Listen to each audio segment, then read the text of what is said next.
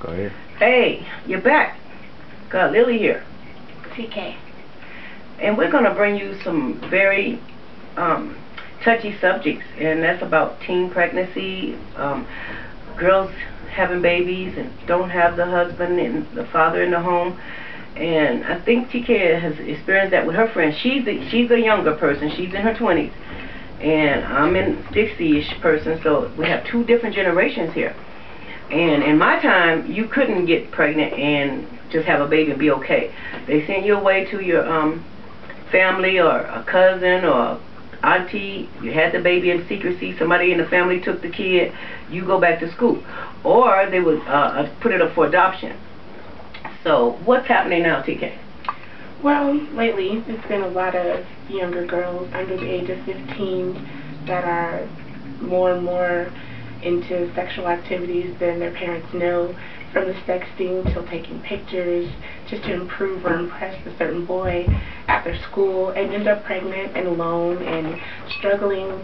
Not to say that getting government assistance is bad, but at the same time, if you're able to create the life that you want to live and be successful at it, then you have to make better decisions and think about your choices as you go along in life from a young person, because it starts out when you're in your young ages, and that is how you create the path that you're going to lead once you become a full adult and become responsible for your own actions. So do you have friends? How old are you? I'm 24.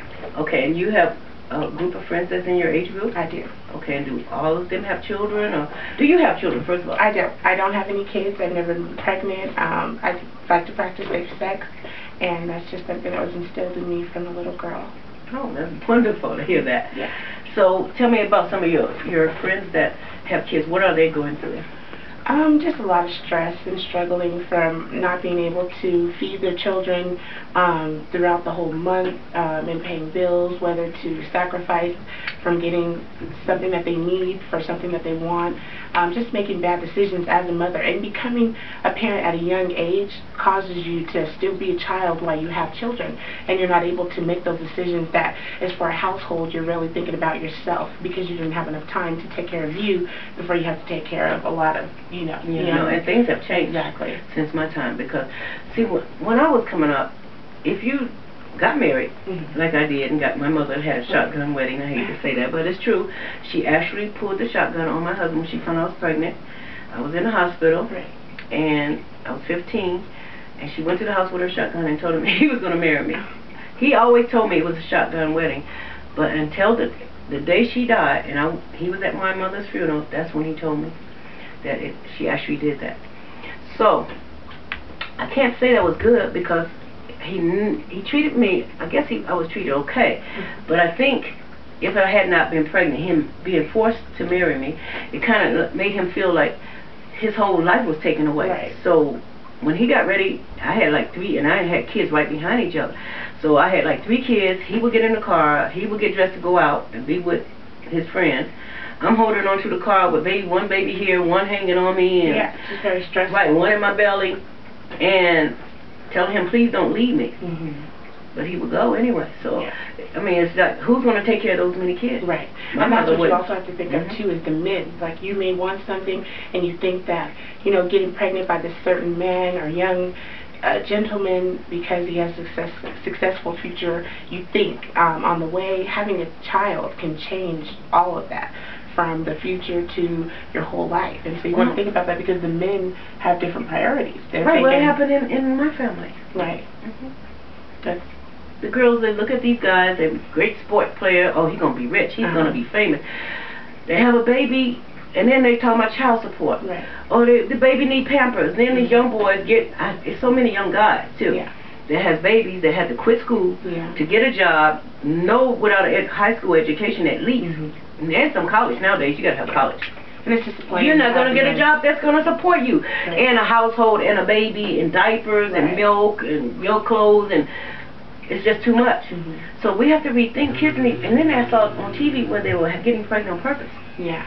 On purpose, to get welfare, and to get them away from their parents, and to get,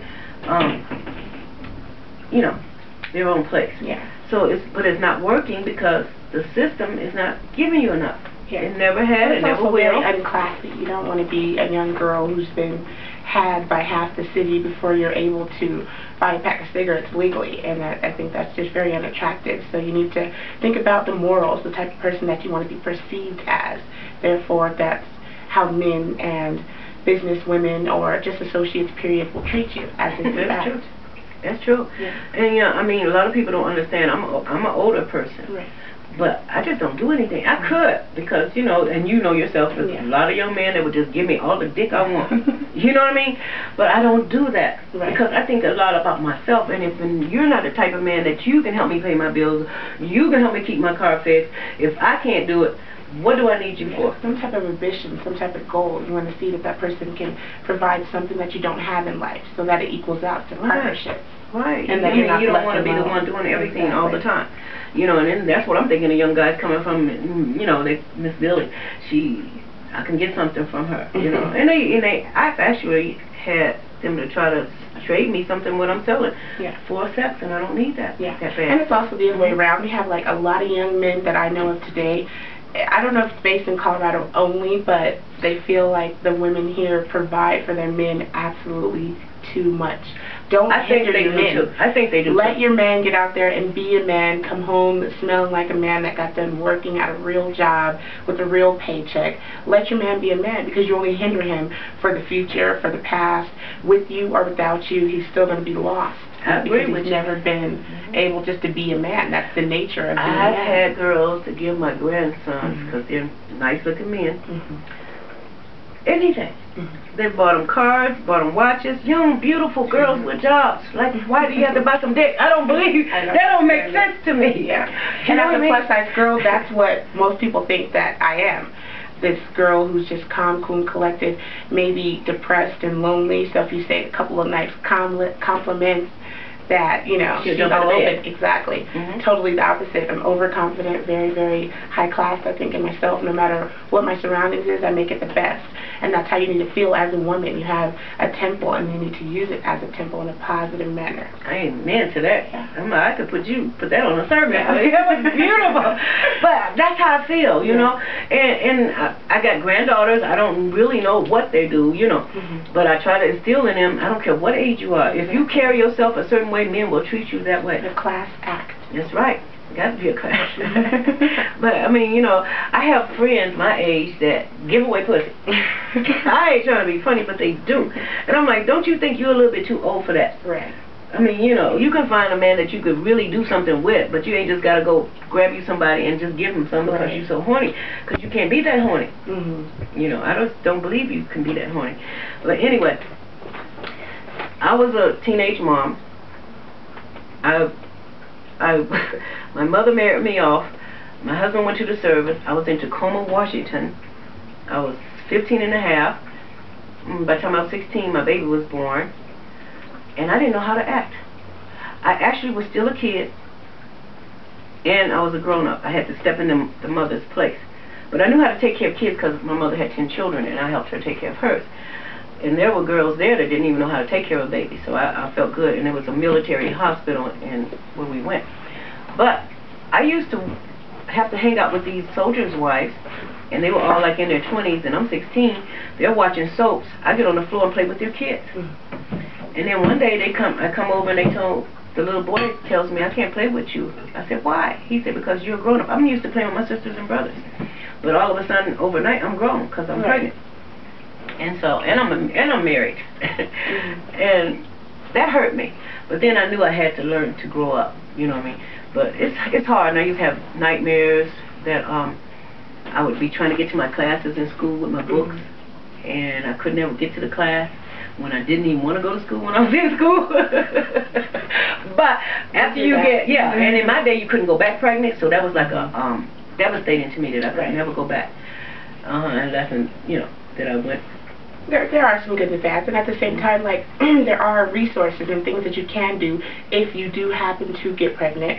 There are ways that you can still, like she said, back in her day, there weren't any choices. We're in a new day, time, and era where you have the right to make your own decisions, where you have the the open mind to just decide what you want and when you want to do it.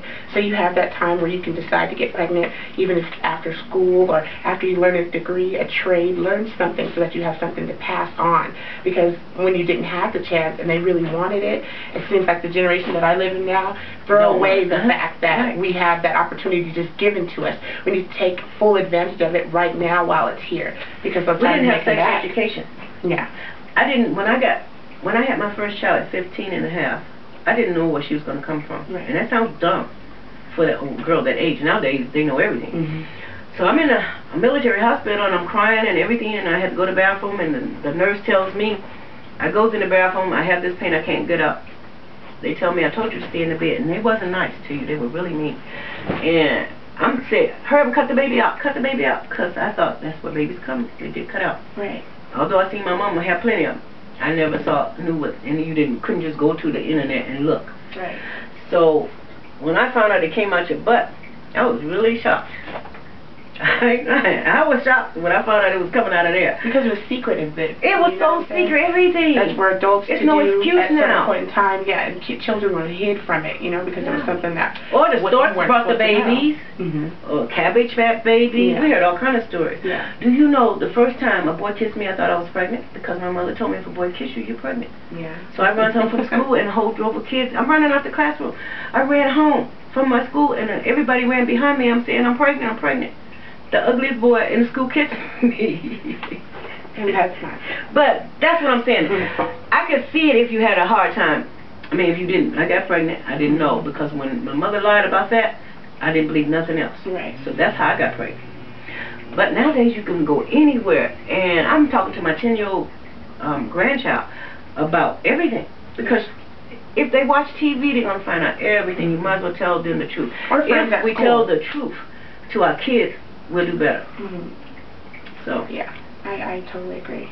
Yeah, I mean, that's a touchy subject to me, because I mean, I wouldn't do without my kids. I love them too much. Yeah. But it's a touchy subject. And then when I see these young mothers and they have these kids, like the ones that have lived around us, what do you see? Just a lot of abuse.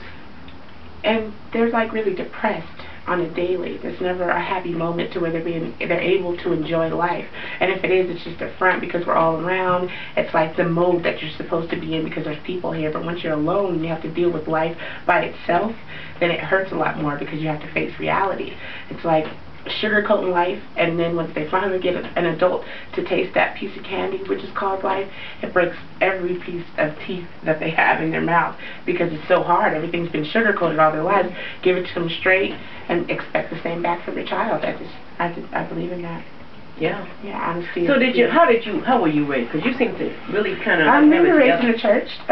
We were raised to share, be honest, you know, until you don't need to steal, you can always ask for it, and if it's something that you need to earn, then you work for it. You always work for what you want to get. There's nothing given to you. There's no need to hate thy neighbors. We were raised in the Bible, of course. You respect your mother and my father. Those are the 10 commandments that are basically the foundation of my mother's household. Always being able to eat, just have freedom in your life. I wasn't a restricted child. I wasn't abused or beat. I was able to express myself and be honest at anything that So what class were you? Were you, say you were poor, middle class, or what? I would say middle class. We moved a lot because of my mom's type of jobs, doing construction and stuff like that, but we were middle class, very well taken care of. Overfed a little bit, because we always got to eat as much as we want. Yeah, but that's good. Really spoiled. Really spoiled. So I love my childhood. I appreciate my parents for it. So can you really say, like, okay, you think a lot of this is coming from people's childhood? I'm a little bit, but at the same time, morals. Like, morals come from childhood, you think, too? Instill morals into you that you can remember forever, because they have some significance or importance to you, and some people go along and switch the story, so it goes down the line. So now the children that are getting the morals that were supposed to be passed on from, you know, older people that have wisdom and that know what they're talking about is being misconstrued and reworded, so you take it the wrong way and you live your life the opposite of what's supposed to be positive. Okay, but then there's a reason for that, don't you think? Okay. Yeah. What happened with the older people like myself? That's what people won't listen, what the kids won't listen anymore. or don't even want to be like them. I can say that my grandmother, and from experience in my family, they've had abusive relationships. Older men, like you said, with stays in home, always back then. So my grandma's not able. She doesn't read. She doesn't write. She never had that opportunity to do that. My aunties, her daughters, and my uncles are the people who take care of her now.